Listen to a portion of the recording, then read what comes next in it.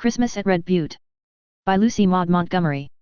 Of course Santa Claus will come, said Jimmy Martin confidently. Jimmy was 10, and at 10 it is easy to be confident.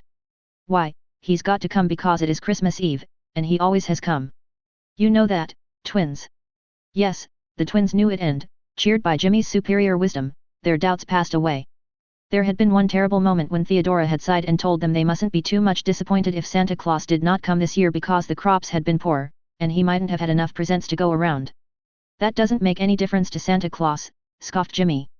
You know as well as I do, Theodora Prentice, that Santa Claus is rich whether the crops fail or not. They failed 3 years ago, before Father died, but Santa Claus came all the same. Probably you don't remember it, twins, cause you were too little, but I do. Of course he'll come, so don't you worry a mite.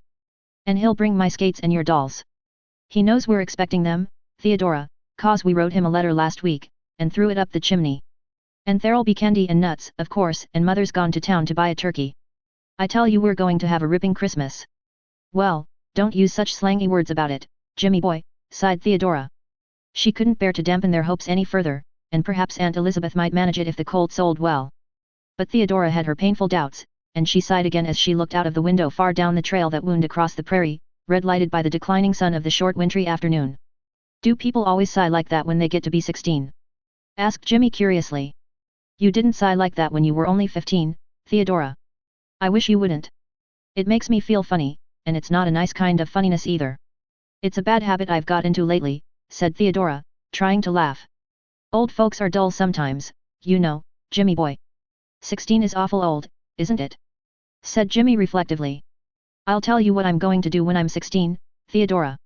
I'm going to pay off the mortgage, and buy Mother a silk dress, and a piano for the twins. Won't that be elegant? I'll be able to do that cause I'm a man. Of course if I was only a girl I couldn't. I hope you'll be a good kind brave man and a real help to your mother, said Theodora softly, sitting down before the cozy fire and lifting the fat little twins into her lap. Oh, I'll be good to her, never you fear, assured Jimmy, squatting comfortably down on the little fur rug before the stove, the skin of the coyote his father had killed 4 years ago. I believe in being good to your mother when you've only got the one. Now tell us a story, Theodora, a real jolly story, you know, with lots of fighting in it. Only please don't kill anybody. I like to hear about fighting, but I like to have all the people come out alive. Theodora laughed, and began a story about the Riel Rebellion of '85, a story which had the double merit of being true and exciting at the same time. It was quite dark when she finished, and the twins were nodding, but Jimmy's eyes were wide open and sparkling. That was great, he said, drawing a long breath. Tell us another. No, it's bedtime for you all, said Theodora firmly. One story at a time is my rule, you know. But I want to sit up till Mother comes home, objected Jimmy. You can't. She may be very late, for she would have to wait to see Mr. Porter. Besides, you don't know what time Santa Claus might come, if he comes at all. If he were to drive along and see you children up instead of being sound asleep in bed, he might go right on and never call at all. This argument was too much for Jimmy. All right, we'll go.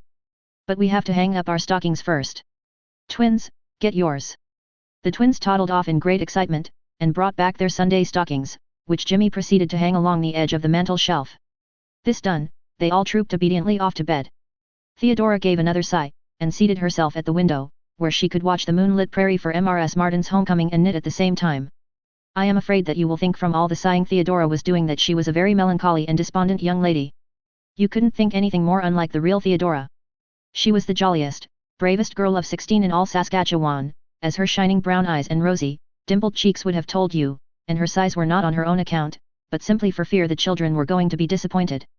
She knew that they would be almost heartbroken if Santa Claus did not come, and that this would hurt the patient hard-working little mother more than all else.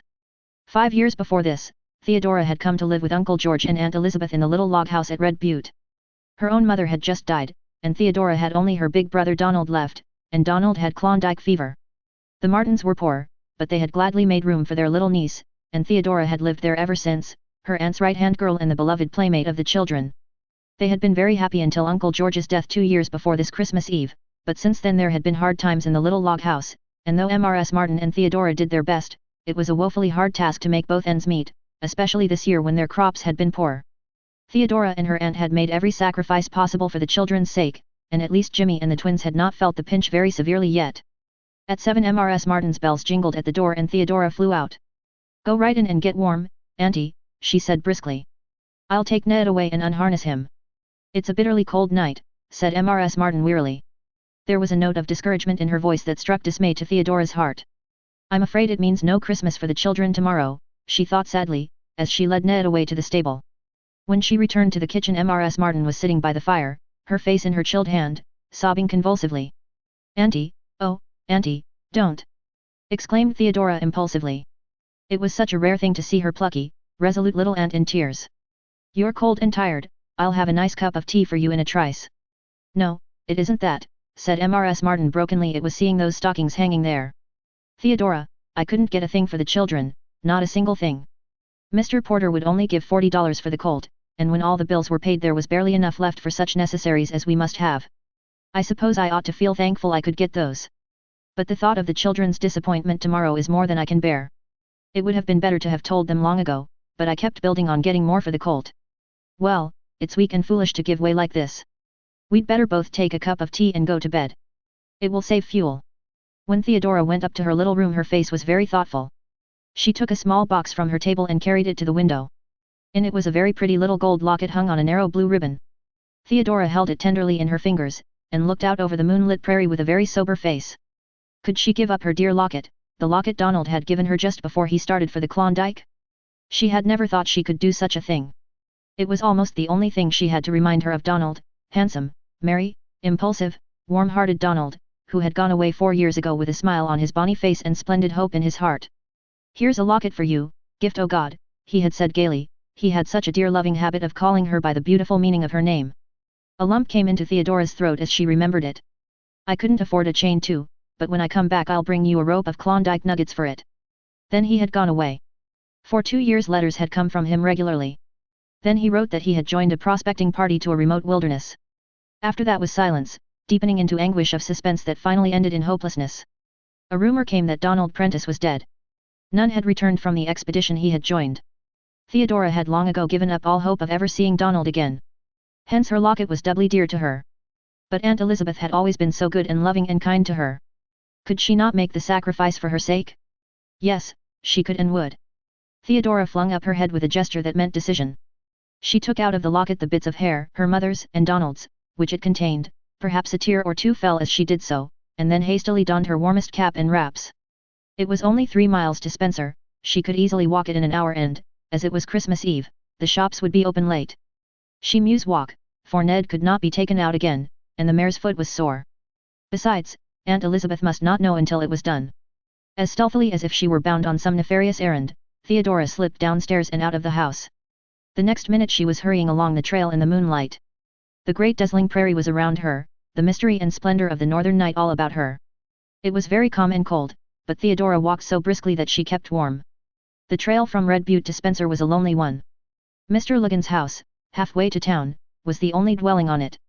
When Theodora reached Spencer she made her way at once to the only jewelry store the little town contained. Mr. Benson, its owner, had been a friend of her uncle's, and Theodora felt sure that he would buy her locket. Nevertheless her heart beat quickly, and her breath came and went uncomfortably fast as she went in. Suppose he wouldn't buy it? Then there would be no Christmas for the children at Red Butte. Good evening, Miss Theodora, said Mr. Benson briskly. What can I do for you? I'm afraid I'm not a very welcome sort of customer, Mr. Benson, said Theodora, with an uncertain smile. I want to sell, not buy. Will you buy this locket? Mr. Benson pursed up his lips, took up the locket, and examined it. Well, I don't often buy second-hand stuff, he said, after some reflection, but I don't mind obliging you, Miss Theodora. I'll give you $4 for this trinket. Theodora knew the locket had cost a great deal more than that, but $4 would get what she wanted, and she dared not ask for more. In a few minutes the locket was in Mr. Benson's possession, and Theodora, with 4 crisp new bills in her purse, was hurrying to the toy store. Half an hour later she was on her way back to Red Butte, with as many parcels as she could carry, Jimmy's skates, 2 lovely dolls for the twins, packages of nuts and candy, and a nice plump turkey. Theodora beguiled her lonely tramp by picturing the children's joy in the morning. About a quarter of a mile past Mr. Logan's house the trail curved suddenly about a bluff of poplars. As Theodora rounded the turn she halted in amazement. Almost at her feet the body of a man was lying across the road. He was clad in a big fur coat, and had a fur cap pulled well down over his forehead and ears. Almost all of him that could be seen was a full bushy beard. Theodora had no idea who he was, or where he had come from. But she realized that he was unconscious, and that he would speedily freeze to death if help were not brought. The footprints of a horse galloping across the prairie suggested a fall and a runaway, but Theodora did not waste time in speculation. She ran back at full speed to Mr. Ligon's, and roused the household. In a few minutes Mr. Ligon and his son had hitched a horse to a wood sleigh, and hurried down the trail to the unfortunate man. Theodora, knowing that her assistance was not needed, and that she ought to get home as quickly as possible, went on her way as soon as she had seen the stranger in safe keeping. When she reached the little log house she crept in, cautiously put the children's gifts in their stockings, placed the turkey on the table where Aunt Elizabeth would see it the first thing in the morning, and then slipped off to bed, a very weary but very happy girl. The joy that reigned in the little log house the next day more than repaid Theodora for her sacrifice. "Whoopee, didn't I tell you that Santa Claus would come all right?" shouted the delighted Jimmy. "Oh, what splendid skates!"